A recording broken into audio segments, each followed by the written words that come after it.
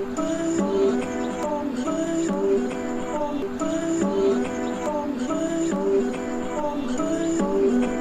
just trying to make it all make sense. The More You No Podcast. Today I want to discuss the law of attraction, law of gestation, and law of action. They're all mentioned in The Answer by John Assaraf and Murray Smith, and by discussing all three together, it brings a lot of clarity surrounding the law of attraction. So with the law of attraction, a lot of people find it as a woo-woo type of a concept and are very skeptical surrounding the law of attraction. But if you look at the law of attraction alongside the law of gestation and the law of action, as well as take into account the nature of quantum physics, it's much more clear. So I now want to break down each of the laws. And I first want to start with the law of attraction. And with the law of attraction, there's some distinct laws and principles that are clearly at play. And I want to go over each of these four. So the first is understanding that everything starts as an idea. And to put this in perspective, everything in the physical world is made out of atoms, and atoms are made out of energy, and energy is made out of consciousness. So in other words, everything in nature, as well as every phenomenon in the universe, starts as an idea. Anything we create is an idea that's brought to physical form, and what we're doing is creating something from the non-physical level, and then turning that which we can't see into what we can. The next aspect of the law of attraction is cause and effect. And it's common for humans to solely look at the effect, or the aftermath of whatever happened, but we often don't look into the cause of whatever occurred, whatever that effect is. And understanding that there's a cause behind everything, as well as the previous aspect of everything being created from consciousness, this means that you're the cause in your life. And every thought that you form broadcasts a distinct and particular frequency that then creates some form of a response or effect.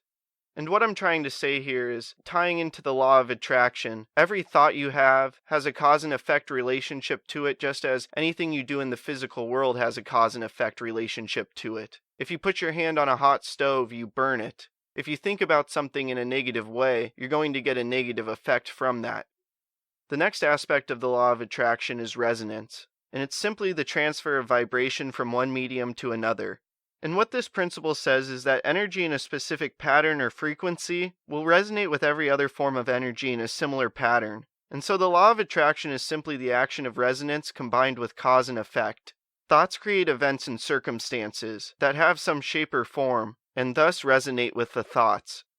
And the last aspect of the law of attraction is what John Assaraf and Murray Smith call the dream within the seed.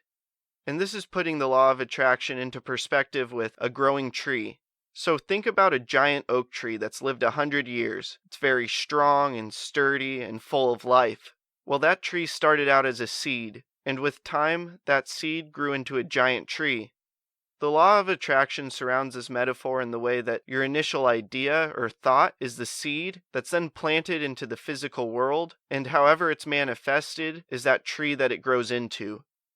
So now I want to get into the law of gestation.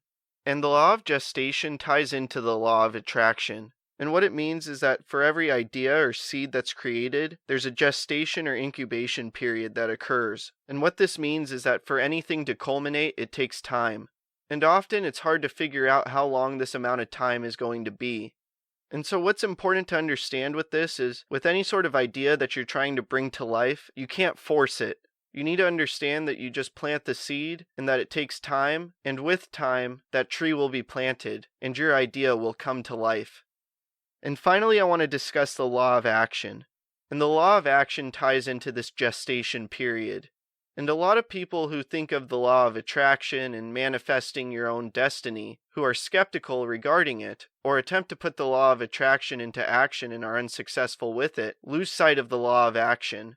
And so with understanding that you can bring anything to life by simply just planting the seed, but that seed takes time to grow through the gestation period, during that time of gestation, you must take action, meaning that you must do what's necessary to bring that seed to life.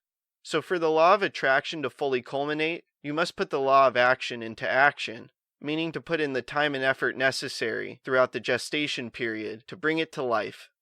Understanding the power of the law of attraction is extremely important, and by having awareness surrounding the law of gestation as well as the law of action, it makes the law of attraction much more tangible, making it easier to pursue whatever idea you want to bring to life, and therefore establishing a life of significance.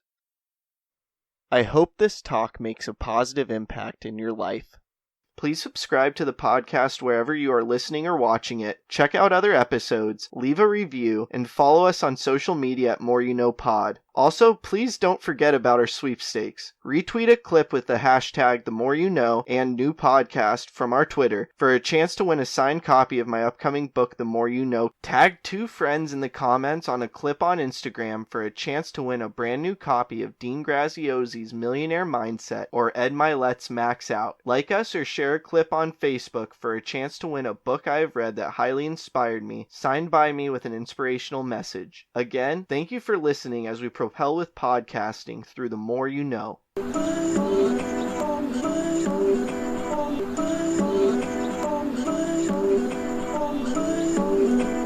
just trying to make it all make sense. The More You No. Podcast.